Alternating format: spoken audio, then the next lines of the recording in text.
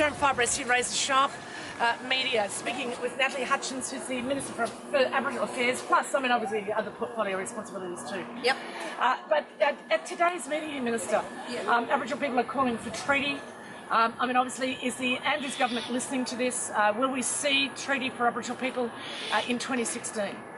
We made a commitment going into the election that we were supportive of meeting with the Aboriginal community to come up with a treaty, and that's what today's conversation is. It's the start of that process, and I think there's been some fantastic suggestions raised, so we look forward to getting on with it and getting it done.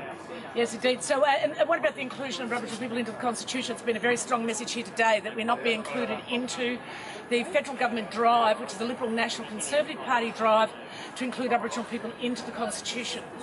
What is the Labor Party's state view on that inclusion, given the fact that we as Aboriginal people do see that it's a move toward extinguishing our sovereignty, and therefore that would extinguish our opportunity to make and to have a treaty with the government? Yeah, look, I want to acknowledge that the Recognise campaign has done a lot of research in the state across the board of the general population, and there is a lot of support for constitutional change. But what has not happened is a serious conversation with Aboriginal community. And in my travels over the last 12 months and meeting with many different Aboriginal communities, I've got the message loud and clear that there hasn't been a lot of support, and that's why we've had today's forum to really have that discussion. And we've heard pretty clearly, pretty loudly, that people aren't supportive. And I think in part, some people might think we need to trade off constitutional recognition against treaty. That's not necessarily the case. We will sit down and talk treaty, no doubt about it, and then we'll pass on the message through our cabinet, through the wider state community, that Victorian Aboriginal people have met today, and they're not supportive of it. And do you think that that would have an impact nationally? I mean, given the fact that there's been a national drive, it's been a Liberal National Conservative idea to crush treaty with Aboriginal people. Will the Labor Party be the party that is going to grant treaty for Aboriginal people, that will take it beyond the apology which Kevin Rudd passed down, and take it that further and bring rest to an issue that's over 200 years stewing in a pot, and whereby Aboriginal people feel that we've been stolen from and there's been a grand theft occurred? Yeah, look, I don't want to speak on behalf of the National Labor Party. My focus is the state, and I guess the commitment that we've given since the election is that we will listen to Victorian Aboriginal people. We're not going to sit at the table and have conversations without them. We're having Aboriginal people at the table giving us the advice, what they want, what the future holds for them. And the clear message today is that they're not in favour of constitutional recognition and change, and that the emphasis needs to be for Aboriginal Victorians a focus on treaty. And just the last point here, a treaty package concept idea, positions in Parliament if need be, but also, how do we fund treaty, stamp duty and other sorts of measures that's wealth of the state to be packaged so that Aboriginal people can certainly start to get some restitution from the major theft that's occurred. And the Blurtmarup School here in Glenroy in north of Melbourne, a very important piece of land, the lands of the children and families of pastors Sir Douglas Nichols, an opportunity to be able to develop significant Aboriginal services and programs out there as we need to extend as the populations are growing. And will your government, will the Andrews government seize this and work in cooperation with Aboriginal people? Look, we've really put the brakes on anything happening with this site. The previous government was moving to sell the land and to not have it available to Aboriginal communities or any communities in general around that Glenroy, Broadmeadows area. So, look, we're having a good hard look at how we can preserve that and how we can work with Aboriginal communities. And just one final point. This is the first meeting that Aboriginal people have had with the Minister and with government in 20 years. This is a landmark move by the Andrews government toward Aboriginal people. I want our listeners and people, Australians here, to understand this. So it's a very significant day.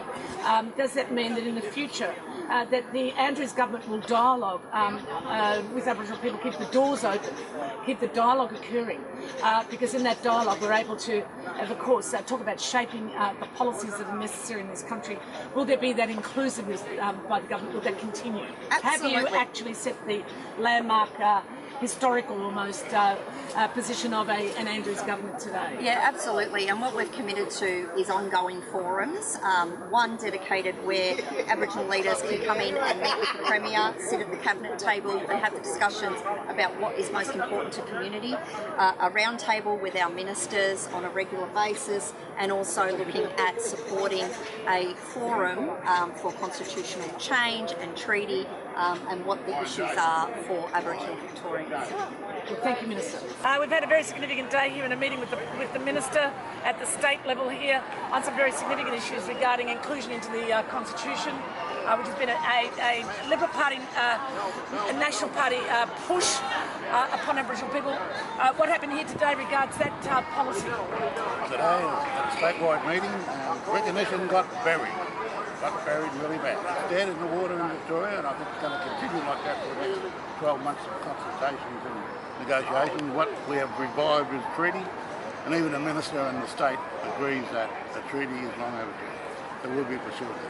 And so we might say that it's been a bit of a war zone today between the Labor Party, who's the party that's in power here in the state of Victoria, with the Aboriginal people putting to death the Liberal Party, National Party position, which is inclusion of Aboriginal people into the Constitution. That's been dead in the water now, but was it not a bad attempt by the Liberal National Conservative government to take sovereignty from Aboriginal people and therefore extinguish a possibility of treaty? Well, they're pretty sneaky, white people. They've been sneaky for 228 years, but today they got caught out. Our people have spoken. At this particular forum, there's going to be other forums as well down the track, but our people have said no recognition as it's proposed at the moment, and treaty is the only way we're going to want to be recognised. That's it. Yeah, so I mean, obviously treaty's on the agenda well and truly. 2016 is going to be a significant time.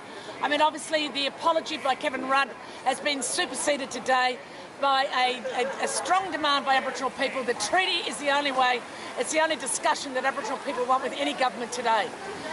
Gary, we've got a federal election looming. It's now 2016.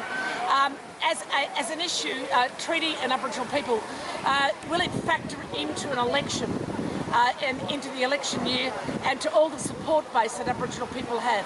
Can it pose any threat to the Liberal National Conservative government? First Nations people are being organised and are setting up political parties all around Australia. I think we'll be having a more active input into this next election, whether it be a state one, a local government one or a Commonwealth one. I think it's really important that people vote for the right people and maybe it's time we all voted independent. This is Razor Sharp with Sharon Firebrace. I've got with me right now Jeff Clark, and he's the last serving chairman of the Aboriginal Torres Strait Islander Commission before the John Howard government dismantled it, wrecked it and raided it of $3 million funding.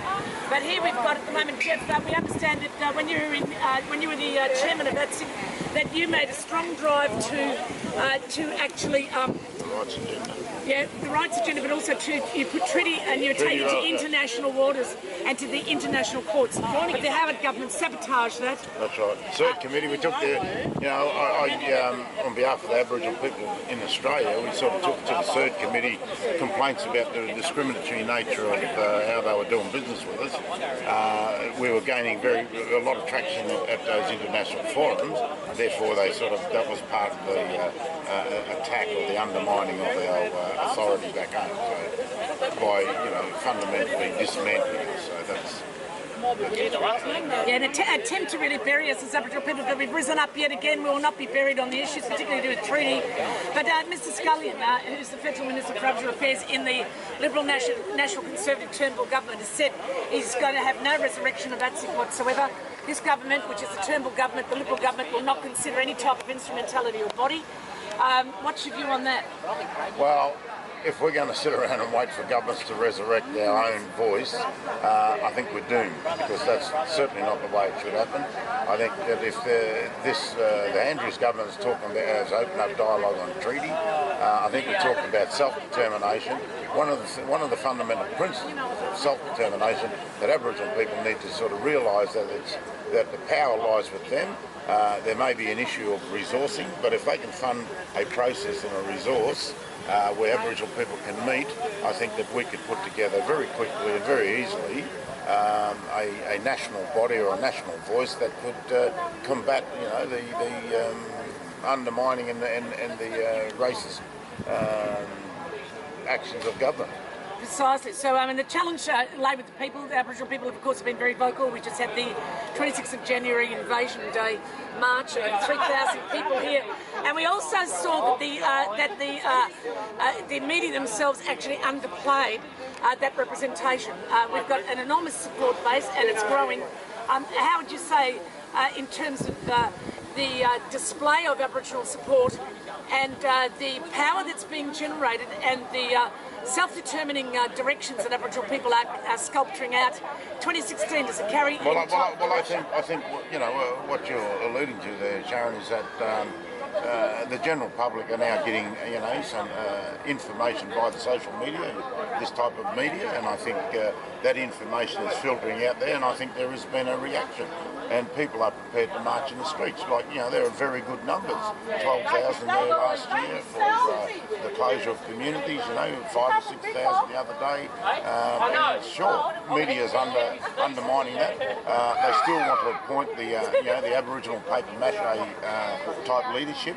I think that's been seen through. I think the Recognise campaign, you've seen the massive rejection by the Victorian Aboriginal community of that process today. The government not willingly want to talk about treaty, but they're willing to talk about a process where they want to engage. They know they've been disengaged. You can't continue to disengage Aboriginal people when the general populace out there are saying Aboriginal people need to be able to control their own affairs. One of those ways is to have a body that represents our view and our voice. So I don't think that governments can continue to ignore that. There we are. We will not be ignored, obviously, is the big message that's coming out of the meetings today, and I'm sure that will continue through 2016 and beyond. Thank you. Like a pistol, you're not with my brothers and sisters. Can you feel the question and the message representing?